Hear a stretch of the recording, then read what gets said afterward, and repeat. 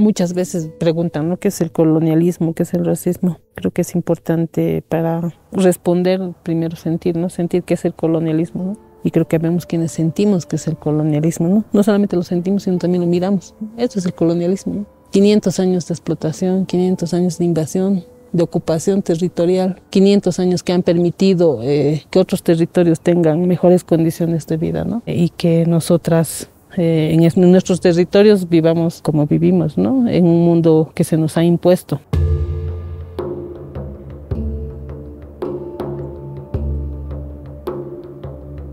Cuando uno se plantea en términos anticoloniales, es importante mirar también el impacto del sistema en nuestros cuerpos, ¿no? Cuando nosotros decimos que el colonialismo es una herramienta del patriarcado, es importante, ¿no? Porque es reconocerlo como parte de ese sistema de opresiones que nos somete, ¿no? ¿Dónde se sostiene, no? Es en el racismo, en creer que hay gente que vale más, gente que vale menos, ¿no? Y que en estos territorios nosotros, nuestras vidas no valgan nada. Porque esto que estamos viendo, la contaminación, el extractivismo, está sosteniendo condiciones de vida distintas en otros territorios como en Europa, que tienen beneficios sociales, trabajan menos horas de trabajo, pueden tener vacaciones, ¿no? En cambio aquí, día que pasa, se desvaloriza más nuestra vida. Entonces las condiciones laborales son jodidas, ¿no? Y en un lugar tan jodido como es esta Mama Potosí, que está tan perforada por dentro que se hunde todo el tiempo y en su agonía se lleva a muchos de nuestros padres, tíos, hermanos, ¿no? A mí me parece importante, como siempre hemos dicho, que las palabras son herramientas de lucha, ¿no? Entonces, tener certeza sobre lo que es el colonialismo partiendo de nuestros cuerpos, ¿no? Esta imposición, este saqueo, el saqueo de la Mama Potosí, el saqueo de nuestras abuelas, de los cuerpos, de los territorios, ¿no? Eso es pues el colonialismo, es imposición. Para saquear, ¿qué tienes que imponer? Pues, ¿no? Para saquear tienes que hacerle creer a las personas que nada de lo que hay ahí sirve, ¿no? Entonces así puedes saquear, imponer tu religión, todo, ¿no? Entonces, por esas cosas también, por sentir en el cuerpo el colonialismo, el racismo, en Bolivia, en esta construcción de lo que ha sido la república, después el Estado plurinacional, ¿no? Por todo ese proceso político que hemos vivido, cuando lo hemos sacado el 2003 al GONI en la masacre del gas, por ejemplo. Ahí, en ese contexto político, ha sido que nos hemos definido feministas, ¿no? Que hemos construido, que hemos parido el feminismo comunitario y después antipatriarcal, ¿no? Porque yo creo que una no puede ser, pues, feminista en soledad, ¿no? Ni leer un libro te hace feminista, ¿no? Ni hacer un grupo de estudio, ni estar produciendo teoría, ¿no? El feminismo es como nosotras hemos aprendido en nuestros propios cuerpos, esa lucha desde el cuerpo, desde el territorio, organizadas además, ¿no? No se hacen del feminismo, ¿no? Y en ese proceso político se quería hablar del colonialismo, se quería hablar de este saqueo, se quería hablar de las imposiciones, de la religión, todo, pero no se quería hablar del patriarcado, o sea, no se quería hablar de la violencia, no se quería hablar de cómo se estrella este sistema sobre nuestros cuerpos, ¿no? De que incluso en la lucha tenemos que, claro, plantear, construir, luchar, estar en la calle, estar proponiendo, pero después igual hay que ir a cuidar, cocinar, limpiar, y tu palabra no vale lo mismo. Entonces para nosotras era importante hablar del patriarcado y por eso nos hemos llamado feministas, ¿no? Ha sido definirnos feministas por necesidad de hablar del patriarcado y de destruir el patriarcado, ¿no? De que no bastaba hablar con del colonialismo o del capitalismo solamente, ¿no? Para nosotras todo en nuestro cuerpo se ha juntado, colonialismo, racismo, neoliberalismo, todo. Y eso es el patriarcado, ¿no? Ese sistema que se articula. Entonces, feministas por necesidad, ¿no? Vas creciendo y te rompen tanto, te rompen con tus raíces, te rompen con tu memoria. ¿Qué crees que el colonialismo y el racismo es cuestión de mala suerte? Me pasó a mí por mala suerte. O yo lo estoy sintiendo algo que tal vez otros no sienten. Hasta que han intentado romper con mi memoria de mi mamá, de mi abuela, quererme decir que entrar a la universidad era ya no ser pues india, ¿no? Ya no ser aymara. Y mismo ahora podemos cuestionar, o nos cuestionan, pero tú ya no eres aymara. ¿Por qué has estudiado?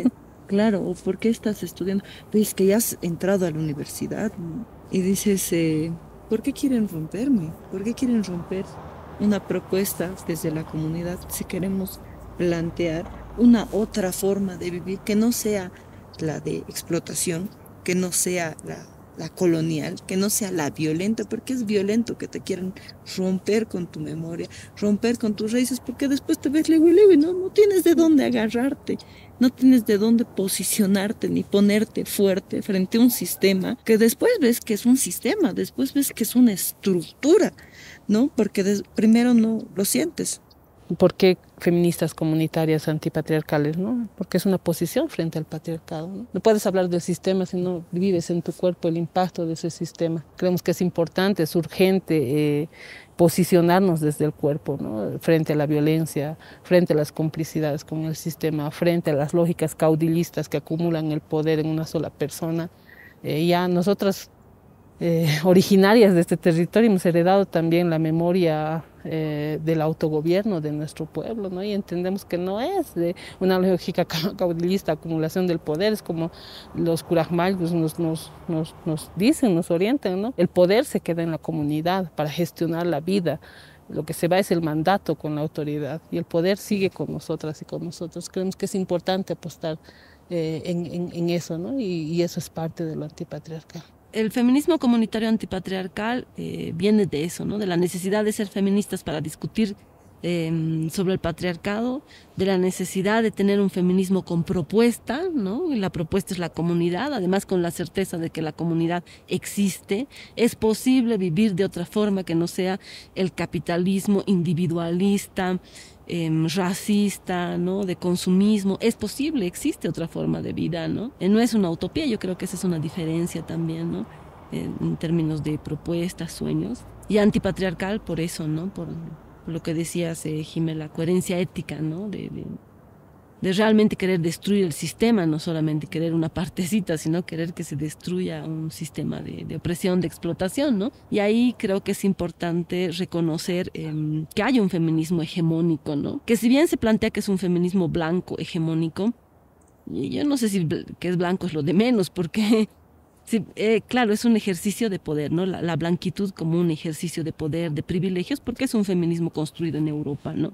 Y es el feminismo que se ha impuesto, ¿no? Pero yo creo que lo hegemónico tiene que ver con la complicidad con el sistema, ¿no? Es hegemónico porque le es funcional al sistema, ¿no? Porque el sistema no dejaría que exista un feminismo que sea atentatorio contra él, ¿no? Pero si ha logrado existir un feminismo hegemónico es porque no plantea la destrucción del patriarcado, ¿no? Entonces yo creo que esa es la principal preocupación, reconocer que hay un feminismo hegemónico, pero que habla de igualdad, de derechos, ¿no? De participación, digamos, que son cosas importantes, pero mientras no acabas con el sistema económico extractivista, ¿no? Que destruye la naturaleza, que te destruye la forma de relacionarte entre las personas y con la naturaleza, no hay ninguna transformación posible, ¿no? Entonces yo creo que esa es la principal preocupación o la principal diferencia y discusión con este feminismo hegemónico, ¿no? Por supuesto su hegemonía también se basa en una hegemonía epistemológica, ¿no? Es un feminismo que tiene una lógica de pensamiento eurocéntrico, binario, ¿no? Liberal, digo yo, basado en esto, en los derechos, en una igualdad que no existe, ¿no? Que a veces una se cree que existe una igualdad o una equidad, que no es posible mientras hayan relaciones de poder, jerarquías, mientras la vida en un territorio valga una cosa y en otro territorio no valga nada, ¿no? La vida ni del cerro, ni de la mama Potoxi, ni de las guaguitas que están aquí trabajando, ¿no? Entonces hay que hacer un cuestionamiento a un feminismo hegemónico, ¿no? Yo creo que hay que asumir que hay también dentro del feminismo lógicas coloniales, ¿no? Que nos imponen estos discursos, hasta su propia memoria, ¿no ve? Hay que conocer a Simone de Beauvoir para entender el feminismo. Nosotros tenemos nuestra propia memoria. La Domitila Chungara, que ha planteado cosas desde aquí, desde la lucha de las minas, que planteaba cosas estructurales, ¿no? La Bartolina Sisa, la Kurusa Yaru. Entonces también queremos nuestro propio feminismo que responde a nuestros cuerpos, a nuestros territorios, que responde a nuestras propias abuelas, que responde pues a esta lógica colonial que ha profundizado las opresiones para las mujeres en estos territorios, ¿no? Entonces yo creo que es necesario seguir haciendo ese debate de en Abya Yala se están construyendo feminismos propios que responden a nuestros cuerpos, ¿no? Yo ahí creo que por lo menos un punto de partida para hacer un feminismo anticolonial es respetar los feminismos y reconocer los feminismos que se están construyendo en este territorio, ¿no? Y reconocer que no son una continuidad del feminismo europeo. Nosotros no somos una cuarta ola, nosotras aquí ni mar tenemos, entonces no somos ninguna ola. Nosotras no somos una continuidad de ese feminismo que responde pues a otras condiciones de vida, como vos decías, ¿no, Jimé? Que tienen gracias a la explotación, al saqueo de nuestros territorios también, ¿no? Entonces yo no sé exactamente cómo sería un feminismo anticolonial, pero por lo menos que sea un feminismo que mire que hay otros, ¿no? Que se cuestione este feminismo hegemónico, ¿no? Que se cuestione las lógicas eurocéntricas y vinculadas a las luchas de los pueblos, ¿no? Esa idea de, bueno, ellas son feministas y las otras son indígenas y las otras son víctimas de violencia, esa lógica es una lógica sectaria, ¿no? Funcional a la fragmentación de las luchas, ¿no? Nosotras somos feministas, somos indias, queremos la comunidad, queremos que se acabe el extractivismo, queremos que se acabe el colonialismo, ¿no? Entonces, queremos realmente, no queremos jugar a una revolución, nosotras queremos acabar con el patriarcado, ¿no? Y ahorita, ¿no? No de aquí a 200 años, ¿no?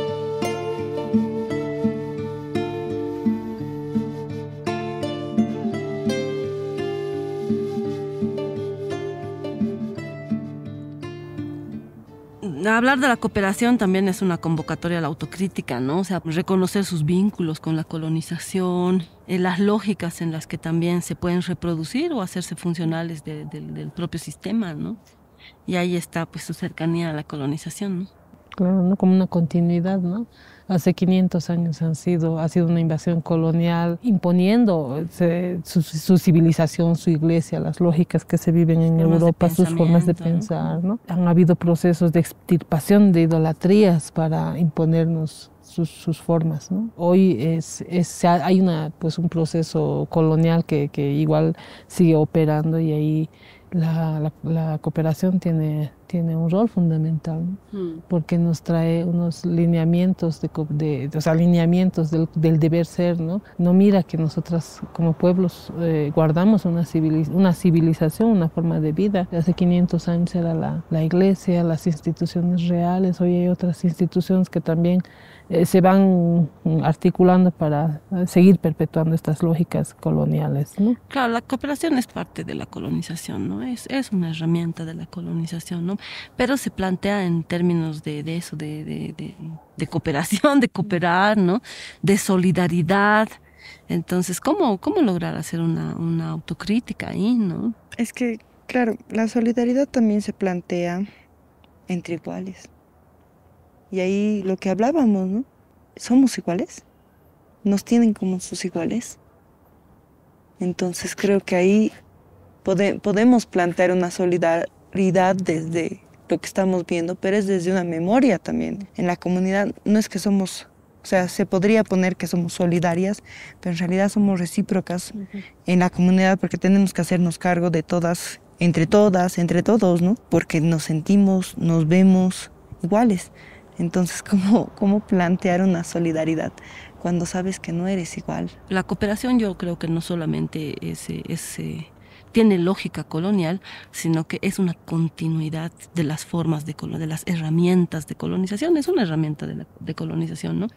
Y ahí están, entre estas instituciones que han sostenido al colonialismo y al patriarcado, siempre hemos discutido sobre el Estado, ¿no? Nosotros hemos estado en un proceso de construcción de un Estado plurinacional, por supuesto, y ahí también hemos aprendido que los Estados no hacen revoluciones, ¿no? Que quienes hacen revoluciones, como le llaman en la izquierda, son las organizaciones, y quienes pueden sostener realmente un proceso de transformación, de otro modelo de vida, de otra forma de vida, son los pueblos, desde la autonomía, ¿no? Los pueblos indígenas, aymaras, quechuas, ahí está pues 500 años de colonialismo, 500 años de resistencia, que se ha mantenido una forma de vida, un proyecto de mundo, ¿no? La cooperación trabaja con estas instituciones que sostienen al colonialismo y al patriarcado, ¿no?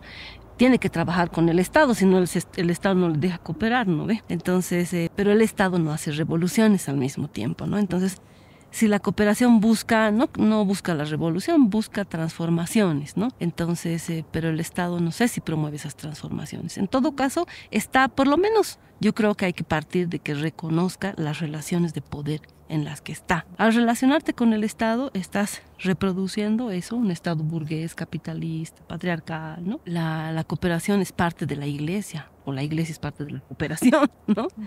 Y ahí se sigue reproduciendo esta imposición de la religión, imposición sobre nuestras propias espiritualidades, ¿no? Y ni qué decir ahí con el patriarcado y el lugar que tenemos las mujeres dentro de las religiones católicas, evangélicas, porque la cooperación está también con las iglesias evangélicas, luteranas y otras, ¿no? Y entonces es parte de estas instituciones, ¿no? Igual que su relación ahora muy cercana con la academia, ¿no? Yo digo, tantos años de cooperación y no habrán visto que hay propuestas en los pueblos y miran a la academia. O sea, ¿cuál academia ha hecho una revolución? ¿Qué intelectual realmente ha planteado, digamos, otra forma de mundo o ha hecho una transformación real, ¿no? Desde ahí lo veo como un círculo vicioso esto, ¿no? Tienen que hacer una cosa conjunta con el Estado, ¿no? El Estado sostiene un sistema. Y desde el Estado, desde todas las instituciones que sostienen un sistema, necesitan reciclar las luchas, ¿no? Para no atentar contra ese mismo sistema, ¿no? Porque es un círculo. Sí, trabajar articuladamente entre parámetros, ¿no? Parámetros que son extranjeros, pero hemos estado 500 años resistiendo. Entonces sí tenemos propuestas, ¿no? Que no solo son de resistencia, sino son desde donde venimos, ¿no? Hemos sobrevivido 500 años después de todo esto y aún así no se nos escucha, no son dentro de estos parámetros bien externos, ¿no? Y capaz un poco hablándole también a la cooperación, ¿no? Sobre esto, si transforma o no transforma. Estamos aquí, en la Mama Potoxi, 500 años después de la invasión colonial, ¿no? Después de que por este territorio han pasado experiencias terribles de cooperación, pero nunca la cooperación ha estado orientada, por ejemplo, a mirar el extractivismo, a mirar las condiciones laborales, a mirar... No de aquí, pero de otros lados sí, digamos, sí, ¿no? Sí, pero de aquí no. O sea, jamás se han detenido a ver, ¿no? Entonces, 500 años después, o sea, vienes aquí, las guaguas siguen vendiendo sus minerales, ¿no? Las guaguas siguen viviendo lógicas jodidas, las guaguas que viven aquí en las casitas con sus mamás, las guardas, ¿no? Nosotras, aquí está nuestra huaca sagrada, nosotros como pueblo estamos allá viviendo, resistiendo, ¿no? Acompañando la agonía de este territorio, ¿no? Que trasciende, sí, porque además está llevando toda enfermedad, toda contaminación. Sí. El extractivismo se llega a la ciudad, pues, ¿no? Hay guaguas que ya nacen enfermas. Sí. O sea, también, pero es cierto que la cooperación habla sobre el extractivismo, ¿no? Y ahí yo creo que la crítica que hay que hacer es que tiene esta habilidad de cooptar las luchas, ¿no? Sí. Si hay que hacer una autocrítica dentro de la cooperación, es que tienen que reconocer que no son un movimiento social, ¿no? Tienen que pueden acompañar a los movimientos sociales, eso es lo ideal, ¿no? Sin institucionalizarlos, pero hay esta cooptación de los discursos, estas modas, pues también impone la cooperación modas, ¿no ve? En su momento el ecofeminismo, ahora el antirracismo, ¿no? Entonces, esta imposición de discursos, la democracia, por ejemplo, ¿no? Aquí ha habido una moda, por ejemplo, en temas de cooperación, ¿no? El tema de los niños que trabajan en la mina, ¿no? No sé cuántos años después de eso, seguimos viendo guaguas entrando a la mina. En el caso de las mujeres, ¿no? La democracia, la participación política, eso no es posible si no transformas realmente el sistema, ¿no? Entonces, aquí hablamos de participación política en el mundo, no solo en Bolivia, ¿no? Participación política de las mujeres, el sistema patriarcal se profundiza con mujeres a la cabeza muchas veces, ¿no? Entonces no es biológico, es político, ya no nos alcanza la participación, decíamos siempre, ¿no ve? Y no queremos participación, queremos decisión, ¿no? Estos discursos de empoderamiento, ¿no? Que difunde la cooperación, del liderazgo juvenil, ¿no? Que son despolitizantes finalmente, que son rupturas de la memoria de de las luchas que hay, ¿no? Las guaguas quieren ser líderes, dicen, ¿no? Yo a veces que a veces trabajo en la escuela con jóvenes, dicen, yo quiero ser un líder. ¿Para qué? ¿No? ¿Qué significa ser un líder? Anda a preguntarle a tu mamá, ¿no? ¿Cómo han hecho? ¿Cómo han hecho aquí, no? ¿Cómo han hecho para tener agua, para tener luz, no? Esas son las luchas que hay que mirar. Entonces, estos discursos que se imponen creo que no son una forma de solución, ¿no? Yo siempre he pensado que el empoderamiento no tiene mucho sentido en un mundo donde las relaciones de poder siguen existiendo, ¿no? Yo, ¿cómo puedo empoderarme si el mundo sigue siendo patriarcal? Hay lógicas de dominación sobre mi cuerpo, dominación de la sexualidad, colonización de la sexualidad, ¿no? Aunque la cooperación hoy hable de un discurso de la diversidad sexual, no es un discurso que está planteando la sexualidad como forma de destrucción del sistema patriarcal, ¿no? O sea, no reproducir las lógicas heterosexuales, ¿no? Tal vez porque su rol es eso, su rol es un poco temático, ¿no? Pero yo pienso que hay que ir pensando también en las tareas que... La autocrítica, las tareas y la reparación.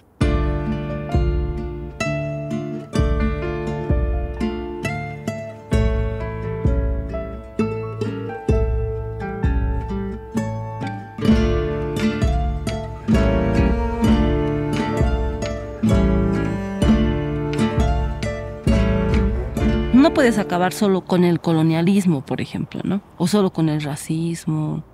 Es que los sistemas de dominación no vienen por separado, ¿no? Y por eso en nuestra discusión desde el feminismo comunitario y antipatriarcal decimos que el patriarcado logra juntar todas esas formas de opresión y estrellarlas sobre nuestros cuerpos y sobre nuestros territorios, ¿no? Entonces, creo que ahí es necesario que las instituciones, la propia cooperación, los propios movimientos sociales realmente se cuestionen en qué lugar están en esa posibilidad de atentar contra este sistema, ¿no? Tan complejo, ¿no?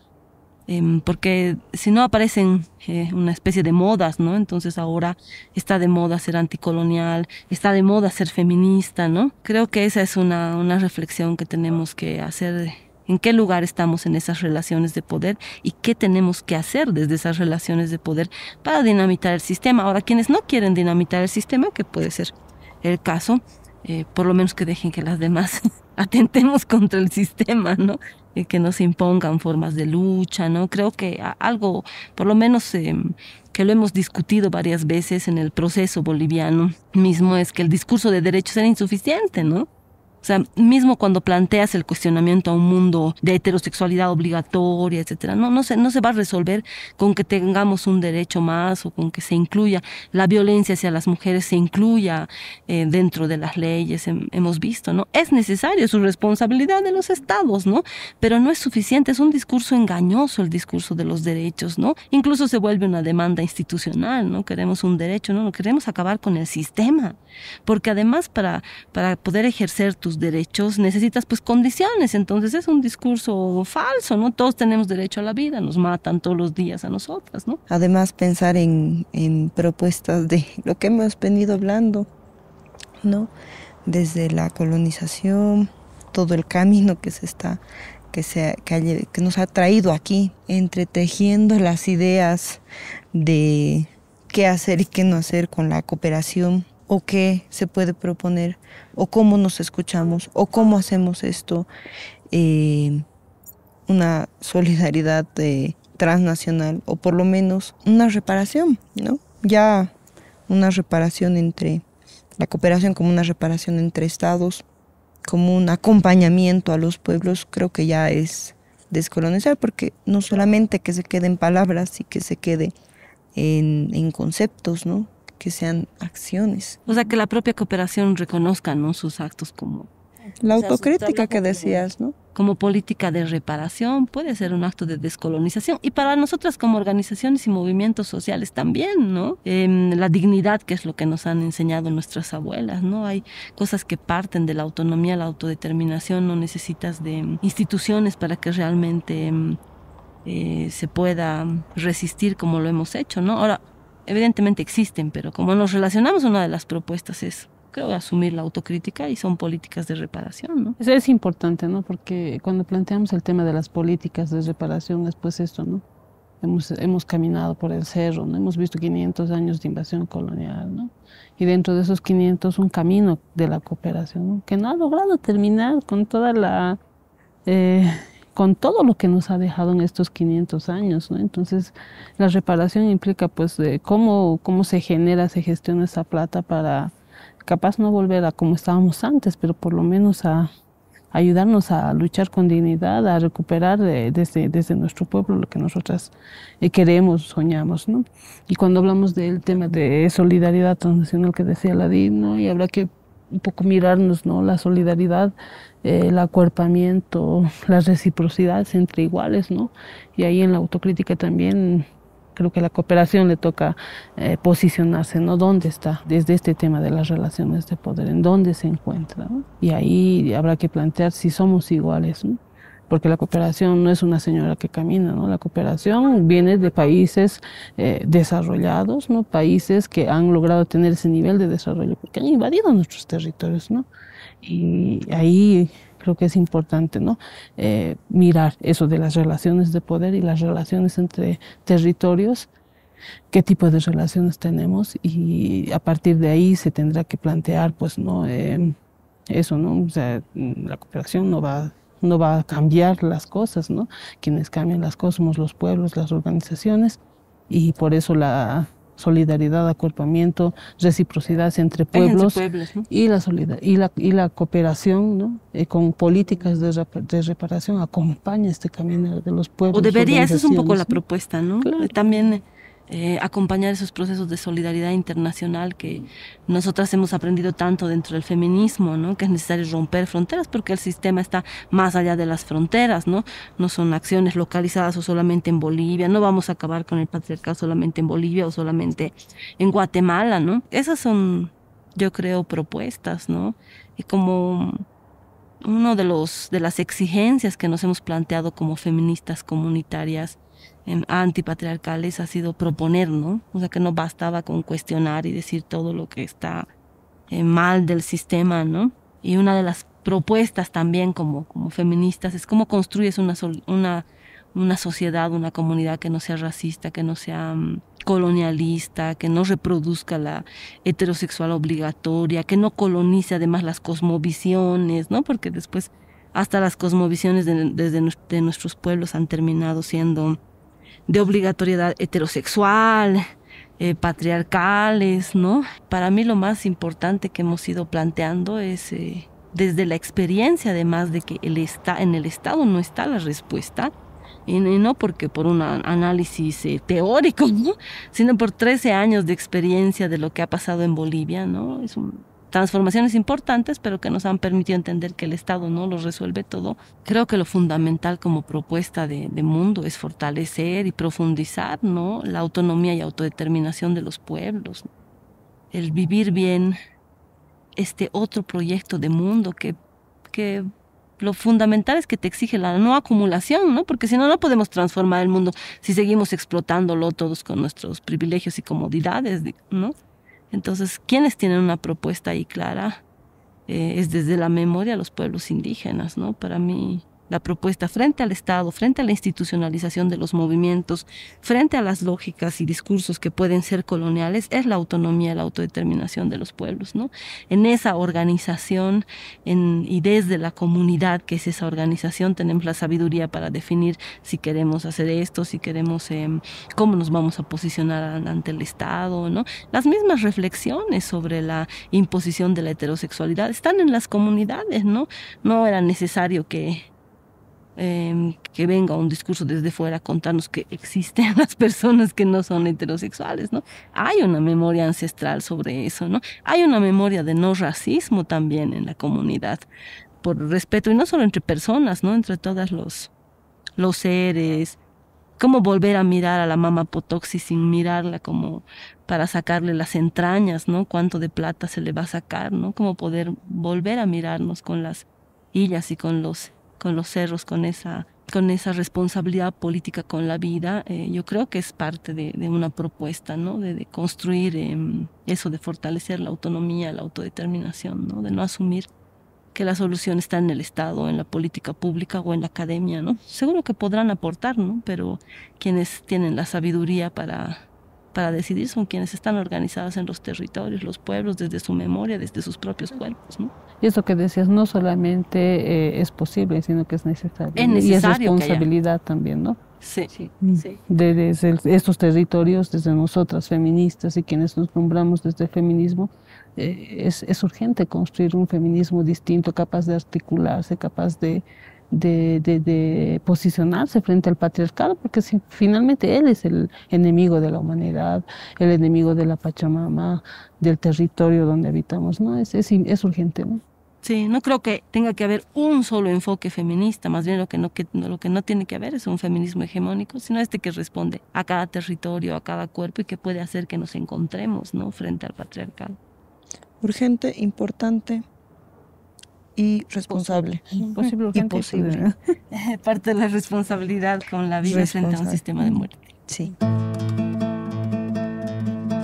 Al centro de un laberinto permanezco adolorido, con lágrimas de metal que han surcado mis mejillas, desparramando en mi boca un veneno de derrota. Legiones de brazos indios han vendido su alma al diablo, creyendo en el Dios cristiano que con disfraz de fusil escupió lenguas de fuego y amontonó mis cenizas. Deje penetrar mis tripas y acepte como intercambio tanta sangre derramada que el inmenso cielo azul colorado se volvió por el reflejo del río. Abatieron mis entrañas con deshonra y avaricia, y al brillo de mis tesoros dominaron territorios, desperdigaron codicia y aniquilaron